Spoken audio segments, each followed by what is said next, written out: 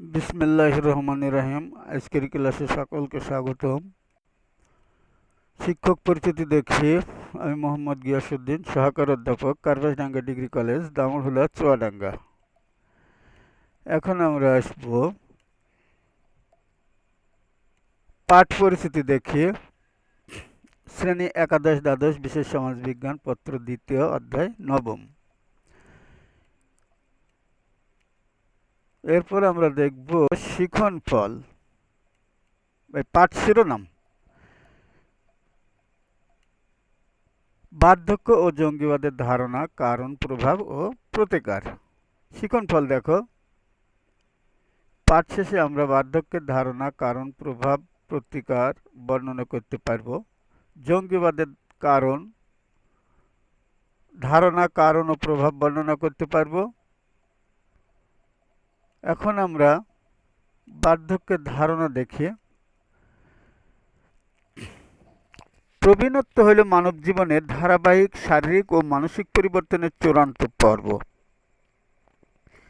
মানুষ জন্মের পর 0 থেকে 5 বছরে শৈশব, 17 থেকে 19 বছরে কৈশোর, 20 থেকে 40 বছরে যৌবন, 40 থেকে 60 বছরে বার্ধক্য, 60 থেকে 90 বছরে প্রৌঢ়ত্ব, আর 90-এর উপরে জড়ত্ব ইত্যাদি স্তর পার হয়ে জীবনের শেষের দিকে এগিয়ে যায়। এটি একটি গতিশীল প্রক্রিয়ার সর্বশেষ ধাপ। বার্ধক্য এমন একটি পর্যায় যখন মানুষের সার্বিক উৎপাদনশীলতা কমে যায় এবং অন্যের উপর নির্ভরশীল হয়ে যায়। এজন্য একে দ্বিতীয় শৈশবও বলা হয়। বয়সের নিরিখে বার্ধক্য নিরূপিত হলেও কত বছর বয়সে পৌঁছলে একজন মানুষ প্রবীণ হয় তা নিয়ে মতপার্থক্য আছে। অনেকে অবসর গ্রহণের সময়ের বার্ধক্যের মাপকাঠি বলতে চান, কিন্তু বাংলাদেশের সরকারি চাকরির অবসর গ্রহণের বয়স 57 থেকে বাড়িয়ে 59 করা হয়েছে। বিশ্ববিদ্যালয়ের শিক্ষক সহ বেশ কিছু পদে অবসরের বয়স 65 বছর, জাতিসংঘের হিসাবে তা 65 বছর। আবার বেশ কিছু বেসরকারি ও স্বকর্মসংস্থানমূলক পেশার অবসরের কোনো বয়সসীমা নেই, তাই একটি আদর্শ মানদণ্ড হতে পারে না। তবে বাংলাদেশের প্রেক্ষাপটে প্রচলিত কথা হল 0 থেকে 14 বছর পর্যন্ত শিশু, 15 থেকে 59 বছর পর্যন্ত কর্মক্ষম জনগোষ্ঠী এবং 60-এর উপরে বয়স ব্যক্তিরা প্রবীণ। যদিও এতে বিতর্ক আছে। সাধারণভাবে 60 ঊর্ধ্ব বছর বয়স্ক ব্যক্তিদেরকে প্রবীণ নাগরিক বলা হয়। এর মধ্যে আবার 60 থেকে 70 বছর পর্যন্ত প্রাথমিক বৃদ্ধ বয়স, 70 থেকে 90 বছর পর্যন্ত বৃদ্ধ বয়স এবং 90 বছরের ঊর্ধ্বে বেশি বৃদ্ধ বয়স বলা হয়। সার্বজনীন এই বয়স্ক বা প্রবীণ জনগোষ্ঠীর যে সমস্যা, তাই আমাদের বাংলাদেশের প্রবীণ বা বার্ধক্য সমস্যা নামে পরিচিত। এখন আমরা বার্ধক্য সমস্যার কারণ দেখব। প্রথমত আমরা দেখছি বৈজ্ঞানিক কলাকৌশল একটা কারণ। বার্ধক্য হলো আধুনিক বৈজ্ঞানিক কলাকৌশলগত উদ্ভাবন, জাত বা উন্নয়ন প্রসূত একটি সমস্যা। বিজ্ঞানের অভূতপূর্ব উন্নত চিকিৎসা, বিজ্ঞানের নতুন নতুন আবিষ্কার এবং আধুনিক জীবনযাত্রা ও শহরে বাস্তবতার কারণে দিনে দিনে এই সমস্যাটি প্রকট আকার ধারণ করছে। মানুষের গড় আয়ুষ্কাল বাড়ার সাথে সাথে প্রবীণদের সংখ্যাও বেড়েছে, আর সেই সাথে পাল্লা দিয়ে বাড়ছে প্রবীণ সমস্যা। দ্বিতীয়ত আমরা বলতে পারি পরিবারের ভাঙন। বাংলাদেশের সমাজ জীবনে একসময় প্রবীণ ব্যক্তিরা ছিল সবার শ্রদ্ধার পাত্র। যৌথ পরিবার প্রথায় পরিবারের কর্তার ভূমিকায় থাকতেন সবচেয়ে বয়োজ্যেষ্ঠ ব্যক্তি, কিন্তু বর্তমানে পরিবার ব্যবস্থা ভেঙে একক পরিবারের রূপ নিয়েছে। পেশাগত তাগিদে নবীনেরা শহরে নতুন পরিবার নিয়ে থাকছে, ফলে বৃদ্ধ মা বাবারা আলাদা হয়ে যাচ্ছেন। কৃষিভিত্তিক সমাজ ব্যবস্থা ভেঙে পেশার ক্ষেত্রে নতুনত্ব আসছে। এসব কারণে বার্ধক্য সমস্যা বাড়ছে। তৃতীয়ত আমরা দেখছি যে নৈতিকতার ধস। মানুষের মধ্যে যথাযথ নৈতিক শিক্ষার অভাব আমাদের সমাজে প্রকট আকার ধারণ করছে। বয়োজ্যেষ্ঠদের শ্রদ্ধা করার মতো শিক্ষা পরিবার থেকে খুব কমই পাওয়া যাচ্ছে। এছাড়া আধুনিক প্রচার মাধ্যমগুলো প্রবীণদের অধিকার বিষয়ে তেমন সোচ্চার নয়, তাই প্রবীণদের নিয়ে মাথা ব্যথা যেন কারো মধ্যেই দেখা যাচ্ছে না। এরূপ পরিবেশে প্রবীণ সমস্যা প্রকট আকার ধারণ করছে। এখন আমরা দেখছি যে বেকারত্বজনিত কারণে সৃষ্ট দারিদ্র সমস্যা বাংলাদেশ সমাজে একটি বড় সমস্যা। দরিদ্র পরিবারে বেকারত্ব দেখা যায়। এইরূপ পরিবারে বৃদ্ধ পিতামাতাকে বোঝা হিসেবে মনে করে থাকে কেউ কেউ। আবার পরিবারের আয় বৃদ্ধির তাগিদে স্বামী স্ত্রী উভয়কে কাজ করতে হয়। প্রবীণরা স্বভাবতই উপরের উপর নির্ভরশীল, কিন্তু স্বামী স্ত্রী উভয়ই যে পরিবারে কর্মজীবী সেখানে প্রবীণদের দেখাশোনা করার মতো কেউ থাকে না। বাস্তবতার জন্য প্রবীণদের সময় দেওয়া সম্ভব হয় না, এ কারণে অবহেলার শিকার হয়। এরপরে আমরা দেখছি নিরাপত্তার অভাব। বাংলাদেশে প্রবীণদের সামাজিক নিরাপত্তার অভাব রয়েছে। একজন মানুষ সারা জীবন তার মেধা, শ্রম, চেষ্টা দিয়ে সমাজের জন্য কাজ করেন, অথচ বৃদ্ধ বয়সে সমাজ তাকে বোঝা মনে করে। বাংলাদেশের বিভাগীয় শহরের বাইরে প্রবীণদের জন্য বিশেষায়ত্ত কোনো হাসপাতাল নেই, যেগুলো আছে তাতেও পর্যাপ্ত সুযোগ সুবিধা নেই। প্রবীণদের জন্য তাদের উপযোগী বিনোদনের ব্যবস্থা নেই। এসব কারণে বাংলাদেশের প্রবীণদের সমস্যার মধ্যে থাকতে হয়। এরপর আমরা দেখব বার্ধক্য সমস্যার প্রভাব। প্রভাবে আমরা কি দেখতে পাই দেখো। প্রথমত নির্ভরশীলতা।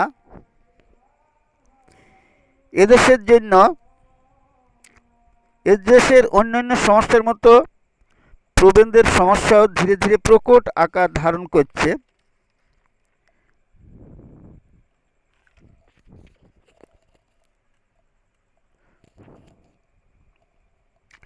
কৃষিভিত্তিক সমাজ ব্যবস্থা, অভাব অনটনের জীবনযাত্রার নিম্নমান, দ্রব্যমূল্যের ঊর্ধ্বগতি ইত্যাদির কারণে প্রবীণরা যেন আজ আমাদের সমাজে কর্মক্ষম লোকদের নিকট বোঝায় পরিণত হয়েছে। চিন্তা চেতনা বোধ, বিশ্রাম, জ্ঞানের ক্ষেত্রে ইত্যাদি ক্ষেত্রে নবীন প্রবীণ সংঘাত, মত পার্থক্য যেন এ সমস্যাকে আরও বাড়িয়ে দিয়েছে। তাদের জন্য নেই পর্যাপ্ত স্বাস্থ্যসেবা, বিনোদনের সুবিধা, তাই প্রবীণেরা আজ স্বাস্থ্য ও আর্থসামাজিক, মনোদৈহিক নানাবিধ সমস্যায় জর্জরিত। এখন আমরা দেখব যৌথ পরিবার ভেঙে যাওয়া, এটাও একটা প্রভাব। বর্তমান সময় বাস্তবতার প্রেক্ষাপটে যৌথ পরিবার প্রথা ভেঙে একক পরিবারে পরিণত হয়েছে। এইরূপ পরিবার ব্যবস্থায় প্রবীণদেরকে একাকিত্বে ফেলে দিয়েছে।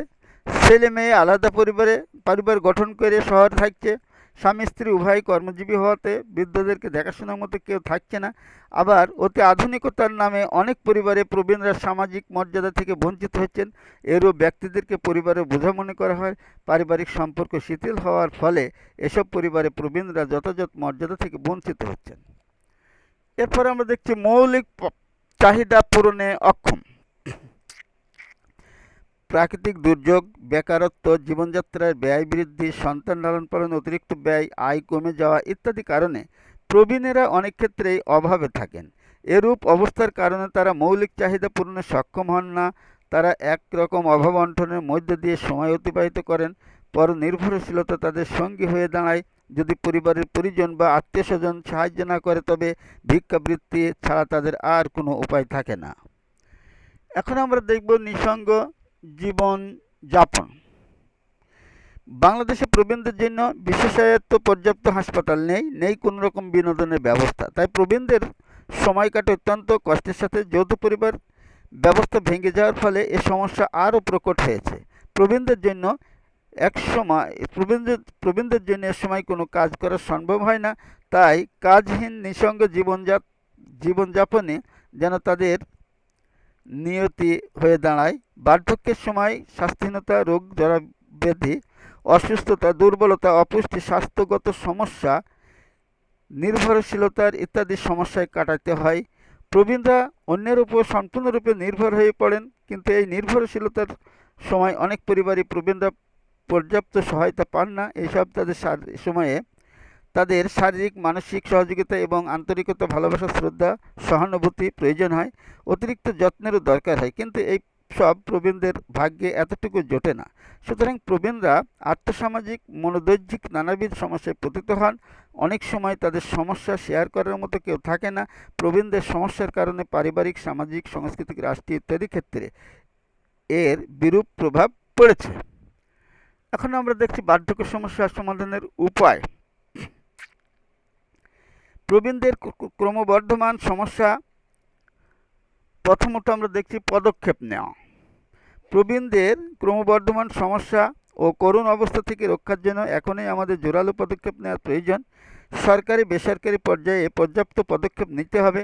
একটি কথা মনে রাখা প্রয়োজন, এখন যাদের হাতে এসব পদক্ষেপ বাস্তবায়নের দায়িত্ব, একদিন তারাও প্রবীণদের কাতারে চলে যাবেন। তাই নিজেদের স্বার্থেই প্রয়োজনে আশু পদক্ষেপ গ্রহণ করা উচিত। দ্বিতীয়ত, সুনির্দিষ্ট নীতি প্রণয়ন। বাংলাদেশে বৃদ্ধ তথা প্রবীণদের জন্য প্রথমে সুনির্দিষ্ট নীতি প্রণয়ন করা দরকার। এজন্য প্রবীণদের সংজ্ঞায়ন জরুরি।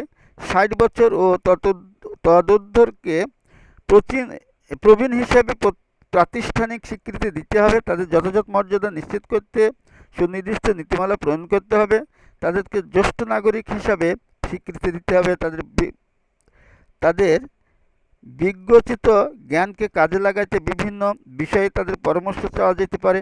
তাদের স্বাস্থ্য, চিকিৎসা, বিনোদন, ধর্মীয় কর্মকাণ্ড করার সুযোগ যাতে তারা সহজেই করতে পারে, তার জন্য প্রয়োজনীয় ব্যবস্থা গ্রহণ করতে হবে। প্রয়োজনে প্রবীণ কল্যাণে পৃথক অধিদপ্তর ও মন্ত্রণালয় গঠন করা যেতে পারে। তৃতীয়ত, সচেতনতা। প্রবীণরা যাতে পরিবারের যথাযথ মর্যাদা ও সম্মান নিয়ে বসবাস করতে পারেন, তার জন্য প্রয়োজন সামাজিক ব্যক্তিগত সচেতনতা। সামাজিক আন্দোলনের মাধ্যমে তাদের মর্যাদা পুনঃপ্রতিষ্ঠা করতে হবে। প্রতিটি সন্তানকে মনে রাখতে হবে তারাও একসময় বৃদ্ধ হবেন। সুতরাং তারা যদি আজ প্রবীণদেরকে অবহেলা করেন, তাদের সন্তানেরা তা দেখে তাদের সাথে সেরূপ আচরণ করতে উদ্বুদ্ধ হবে। সুতরাং নিজে বৃদ্ধ হয়ে যেরূপ আচার আচরণ পরিবার থেকে প্রত্যাশা করেন, বৃদ্ধ বাবা মার সাথে যেন সেরূপ ব্যবহার নিজ দায়িত্ব করেন। এই ক্ষেত্রে ধর্মীয় আদেশ নিষেধ অনুসরণ করলে সমস্যার অনেকটাই সমাধান হয়ে যাবে বলে মনে হয়। কেননা ইসলাম ধর্মে মা বাবার প্রতি দায়িত্ব পালনের কঠোর নির্দেশ দেওয়া হয়েছে। অন্যান্য ধর্মেও এরূপ নির্দেশ আছে। এজন্য ধর্মীয় সামাজিক মূল্যবোধ অনুশীলন করতে হবে। বাংলাদেশের প্রবীণদের মধ্যে অনেকেই পরিবারে নিগৃহ হন, যথাযথ মর্যাদা নিয়ে থাকতে পারেন না। প্রয়োজনে এরূপ সন্তানদের বাধ্য করতে কঠোর আইন প্রণয়ন করতে হবে। আইনের কঠোর প্রয়োগের ব্যবস্থা প্রয়োজন। যারা প্রবীণদের সাথে এরূপ আচরণ করেন তাদেরকে সামাজিকভাবে বয়কট করতে হবে। দেশে বিভিন্ন অঞ্চলে বৃদ্ধাশ্রম গড়ে পরিবারের বাইরে থাকা এরূপ প্রবীণদের পুনর্বাসন করা যায়। প্রবীণদের সামাজিক নিরাপত্তার পরিধি বাড়াতে হবে একই সাথে। এরপর আমরা দেখছি নিজেদের স্বার্থের কথা ভাবা।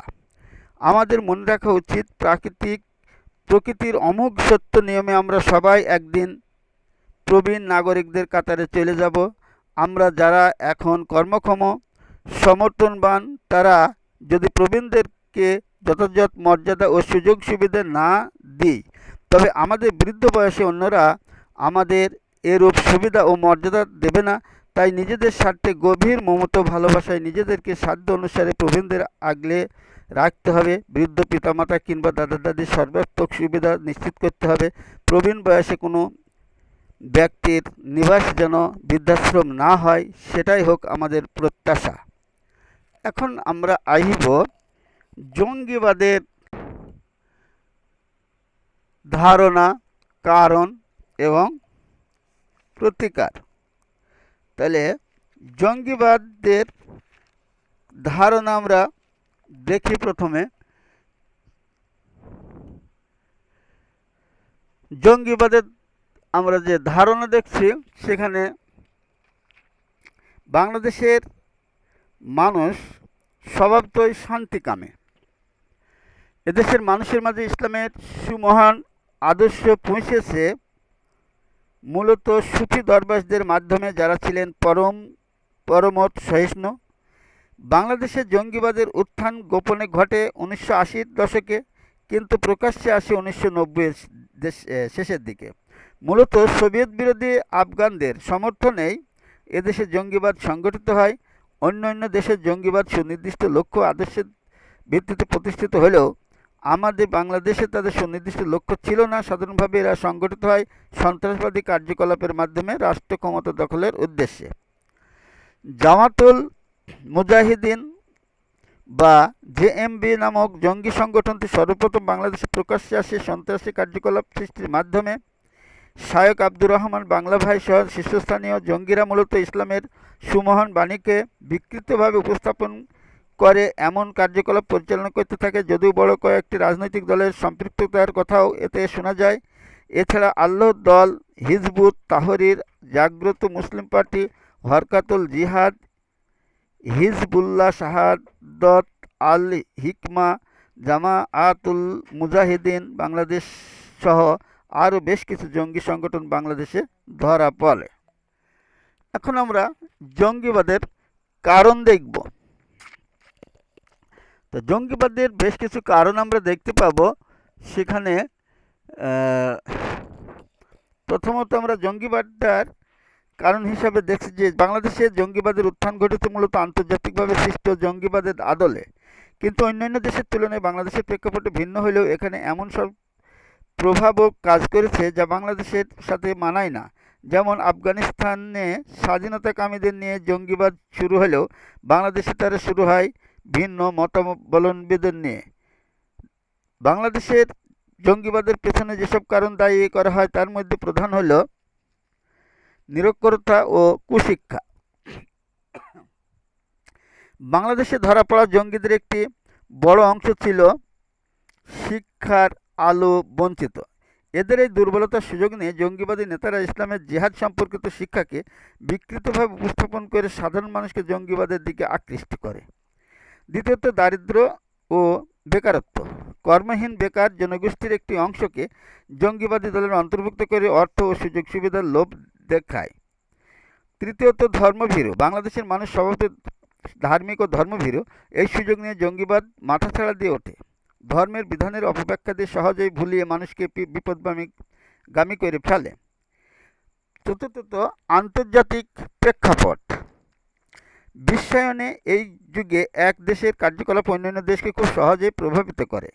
বাংলাদেশের প্রতিবেশী ভারত, পাকিস্তান, আফগানিস্তান প্রভৃতি দেশের জঙ্গিবাদের প্রভাবেও এদেশে জঙ্গিবাদ বিস্তৃত হয়েছে বলে মনে করা হয়। এদেশে জঙ্গিদের সাথে অন্যান্য দেশের জঙ্গিদের যোগাযোগেরও প্রমাণ পাওয়া গেছে। 5 নম্বরে আমরা আন্তর্জাতিক ষড়যন্ত্র দেখব। পাকিস্তানের গোয়েন্দা সংস্থা এর মদদে বাংলাদেশ এবং ভারতের জঙ্গি সংগঠনগুলো সংগঠিত হয় বলে জানা যায়। এছাড়া ভারতের এবং ইসরায়েলের মোসাদ ও অনুরূপ কাজের সাথে জড়িত বলে অনেকে মনে করেন। 6 নম্বরে আমরা দেখব ইসলাম বিরোধী বিভিন্ন কার্যকলাপ। বাংলাদেশে মানুষ ধর্মভীরু হওয়ার কারণে কেউ ইসলাম, মুসলমান নিয়ে কটূক্তি বা ব্যঙ্গ বিদ্রুপ করলে তা তাদের আবেগে আঘাত হানে। জঙ্গিরা এই সুযোগ নিয়ে সাধারণ মানুষকে তাদের দলে ভেড়ায়। এরপরে আমরা দেখছি প্রতিবেশী দেশের ভূমিকা। ভারতে 1990 সালে বাবরি মসজিদ ধ্বংস, মিয়ানমারে রোহিঙ্গা মুসলিমদের উপর নির্যাতন এদেশের চিরাচরিত অসাম্প্রদায়িক চেতনার উপর আঘাত হানে। ধর্মপ্রাণ এবং আবেগময় মুসলমানরা এই বিষয়গুলোকে সহজভাবে নিতে পারে না। বাংলাদেশের জঙ্গিবাদের প্রথম প্রকাশ্য কার্যক্রম দেখা দিয়েছিল বাবরি মসজিদ ধ্বংস এবং অযোধ্যায় মুসলিম হত্যাযজ্ঞের পর। এরপরে আমরা দেখছি ত্রুটিপূর্ণ শিক্ষা ব্যবস্থা। বাংলাদেশের মাদ্রাসা শিক্ষার এক বড় অংশের উপর সরকারের কোনো নজরদারি বা নিয়ন্ত্রণ নেই। এইরূপ মাদ্রাসার কোনোটিতে জঙ্গিবাদী প্রশিক্ষণ দেওয়া হয় বলে অভিযোগ আছে, তবে এই সংখ্যা খুব বেশি নয়। কিন্তু এসব মাদ্রাসার শিক্ষার্থী হয় সাধারণত নিম্নবিত্ত, অসহায়, এতিম পরিবারের সন্তানেরা। এদেরকে খুব সহজেই জঙ্গিবাদের দিকে প্রলুব্ধ করা যায়। এইসব মাদ্রাসায় ইসলামী শিক্ষাকে বিকৃতভাবে উপস্থাপন করা হয় বলে অভিযোগ আছে। এখন আমরা দেখব জঙ্গিবাদের প্রভাব। তো জঙ্গিবাদ সমস্যার প্রভাব যদি আমরা দেখি, প্রথমে তো আমরা দেখব যে নিরাপত্তার জন্য হুমকি। রাষ্ট্রীয় সামাজিক জীবনে জঙ্গিবাদ সমস্যার প্রভাব ভয়ানক, মারাত্মক ও সুদূর প্রসারী। জঙ্গিরা জনসাধারণের নিরাপত্তার জন্য যেমন হুমকিস্বরূপ, তেমনি একটি দেশের উন্নয়ন কর্মকাণ্ডও ব্যাহত হতে পারে জঙ্গি তৎপরতার কারণে। নিরপরাধ সাধারণ মানুষকে হত্যার মাধ্যমে এরা সমাজে আতঙ্ক সৃষ্টি করে, সামাজিক সংহতি স্থিতিশীলতা নষ্ট হয়, সন্ত্রাসবাদী কার্যকলাপে জানমালের ব্যাপক ক্ষয়ক্ষতি হয়, মানুষ নিশ্চিন্তে চলাফেরা করতে ভয় পায়। এরূপ পরিবেশ সামাজিক শান্তি, বিশৃঙ্খলা, উন্নতির বড় অন্তরায়। দ্বিতীয়ত, দেশের ভাবমূর্তি নষ্ট। জঙ্গিবাদের উদ্ভবের সাথে সাথে দেশের ভাবমূর্তি দারুণভাবে ক্ষতিগ্রস্ত হয়। আন্তর্জাতিক পরিমণ্ডলে দেশের ভাবমূর্তি নষ্ট হলে দেশকে ইমেজ সংকটে পড়তে হয়, যে কারণে বৈদেশিক সাহায্য, অনুদান, বিনিয়োগ কমে যায় বা বন্ধ হয়ে যায়। এরপরে আমরা দেখছি পর্যটন শিল্প মার খায়। পর্যটন শিল্প দারুণভাবে মার খায়, কেননা বিদেশের সাথে এই জঙ্গিবাদদের সংবাদ যখন ছড়িয়ে পড়ে, তখন বৈদেশিক পর্যটনরা তারা এদেশে আসতে অনীহা বোধ করে, বিধায় আমাদের এই পর্যটন শিল্প ক্ষতিগ্রস্ত হয়। চতুর্থ, শিল্পজাত দ্রব্য রপ্তানিতে সমস্যা। দেশে শিল্পজাত পণ্য রপ্তানির ক্ষেত্রে সমস্যায় পড়তে হয়। এছাড়া দেশ থেকে বিভিন্ন কারণে যারা বিদেশে যান তাদেরকে হয়রানির শিকার হতে হয়। প্রবাসী বাংলাদেশিদের নেতিবাচকভাবে দেখতে থাকে সেসব দেশের সরকার ও জনগণ। আইন শৃঙ্খলা রক্ষা বাহিনী অযথা এসব দেশের নাগরিকদের সন্দেহের চোখে দেখে থাকে। এরপর আসছে উন্নয়ন ব্যাহত হয়। জঙ্গিবাদ সমস্যা দেশ ও সমাজের নিরাপত্তা ও শৃঙ্খলা ও উন্নয়নকে ব্যাহত করে। সামাজিক সমস্যা হিসাবে জঙ্গিবাদ সমাজকে পেছনের দিকে নিয়ে যায়। এখন আমরা সমস্যার সমাধানের উপায় কি দেখি। প্রথমত আমরা বলছি যে নির্দিষ্ট জঙ্গিবাদ সমস্যাকে সমাধানের প্রথম কাজ হইল সঠিক দিক নির্দেশনা তুলে ধরা। জঙ্গিবাদ সমস্যা সমাজ থেকে মূলোৎপাটন করা সময়ের দাবি। সমাজের সকল শ্রেণীর মানুষের অংশগ্রহণ এবং সরকারের সদিচ্ছা ও আইন শৃঙ্খলা রক্ষাকারী বাহিনীর সমন্বিত পদক্ষেপে জঙ্গিবাদ নির্মূল করা সম্ভব। যেহেতু জঙ্গিবাদের সাথে সমাজের ধর্মান্ধ একটি ক্ষুদ্র গোষ্ঠী বা দলের সংশ্লিষ্ট থাকে এবং সেই ধারার বা ইসলামী ভাবাদর্শের অধিকাংশ মানুষ এদের সাথে একমত হয়, জঙ্গিরা সমাজে স্বল্প শিক্ষিত ও নিরক্ষর লোকদেরকে ইসলামের সুমহান বাণীকে বিকৃতভাবে উপস্থাপন করে জঙ্গি বানায়। এইরূপ অভিযোগ প্রায় পাওয়া যায়। এই জন্য মসজিদের ইমাম, আলেম সমাজ এবং সামাজিক নেতৃবৃন্দের প্রয়োজন সঠিক দিক নির্দেশনা ও বিধান তুলে ধরা। এরপরে আমাদের একটা জিনিস দেখতে হবে, সেটা হচ্ছে অশান্তির চেয়ে হত্যা জঘন্য। অশান্তি হত্যার চেয়েও জঘন্য কথাটি সবাইকে অবগত করানো। ইসলামে অশান্তি সৃষ্টি করাকে হত্যার চেয়েও জঘন্য বলে উল্লেখ করেছেন, কিন্তু জঙ্গিরা এসব বিধিবিধানকে উল্টোভাবে উপস্থাপন করে। মহানবী হজরত মুহাম্মদ মুস্তাফা সাল্লাল্লাহু সাল্লাম বিদায় হজের ভাষণে এক মুসলমানের জীবন ও সম্পদকে অন্যের আমানত হিসাবে অভিহিত করেছেন, কিন্তু জঙ্গিরা নামাজরত মুসলমানদের উপর বোমা নিক্ষেপ করে ইসলাম কায়েম করতে চায়। এদের অনুসৃত ইসলামীয় আদর্শ চিন্তাধারা মৌলিকভাবে ইসলামের সাথে সাংঘর্ষিক। এই বিষয়সমূহ সাধারণ মুসলমানদের বোঝানোর দায়িত্ব মসজিদের ইমাম, আলেম সমাজ ও সরকারের। এখন আমরা দেখছি যে শিক্ষা প্রতিষ্ঠানে নজরদারি রাখা। নিরক্ষরতা বেকারত্বের ভারে যুবক শ্রেণী খুব সহজেই জঙ্গিবাদের দিকে ঝুঁকে পড়ে। এরূপ দেখা গেছে যে বিভিন্ন ঘটনায়। আবার কিছু কিছু মাদ্রাসাও জঙ্গিবাদের ঘাঁটি হিসাবে কাজ করে। তাহলে ত্রুটিপূর্ণ শিক্ষা ব্যবস্থায় এরূপ হয় বলে সামাজিক বিজ্ঞানীদের ধারণা। তাই শিক্ষা বিস্তার এবং কর্মসংস্থান বাড়াতে হবে। সব ধরনের শিক্ষা প্রতিষ্ঠানকে নজরদারির মধ্যে রাখতে হবে। এরপর আমরা দেখব নেতিবাচক দিক অবগত করানো। আইন শৃঙ্খলা রক্ষা বাহিনী ও গোয়েন্দা বাহিনীকে দক্ষতার সাথে স্বাধীনভাবে কাজ করার সুযোগ দিতে হবে এবং জনগণকে সম্পৃক্ত করে জঙ্গিবাদ বিরোধী অভিযানকে জোরদার করতে হবে। আইনের সাথে প্রয়োগের মাধ্যমে জঙ্গিবাদকে নির্মূল করতে হবে। জনসাধারণকে জঙ্গিবাদের নেতিবাচক দিক সম্পর্কে অবগত করতে হবে। জঙ্গিবাদকে সামাজিকভাবে বয়কট করার জন্য সামাজিক আন্দোলন গড়ে তুলতে হবে। গণমাধ্যমকে এক্ষেত্রে এগিয়ে আসতে হবে। সবার সম্মিলিত প্রচেষ্টায় জঙ্গিবাদকে দমন করতে হবে। শক্তি প্রয়োগের মাধ্যমে জঙ্গিবাদকে দমন করার চেষ্টা করা হলে তা জঙ্গিবাদকে আরও উস্কে দেয়। এই জন্য সামাজিকভাবে জঙ্গিবাদের মূল বা উৎসকে বন্ধ করতে হবে। জঙ্গিবাদকে দমন নয়, এর মূলকে দমন করতে হবে। সর্বোপরি সুস্থ স্বাধীন পারিবারিক এবং সামাজিক জীবন জঙ্গি সমস্যা সমাধানে কার্যকর ভূমিকা রাখতে পারে। এখন আমরা দেখব বাড়ির কাজ।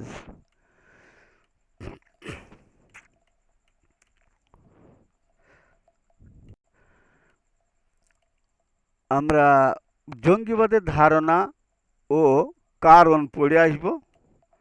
আর আগামী দিনে পাঠ হবে পরিবেশগত সমস্যার ধারণা, কারণ, প্রভাব ও সমাধান। তো বই নির্দেশনা দেখো, ডক্টর মোহাম্মদ আব্দুল মালিক সরকার, সমাজবিজ্ঞান, দ্বিতীয় পত্র, ঢাকা লেকচার পাবলিকেশনস লিমিটেড, 2020। পাঠ সমাপ্তি দেখো, আজকের মতো এখানেই পাঠ শেষ করা হলো। সকলকে অশেষ ধন্যবাদ।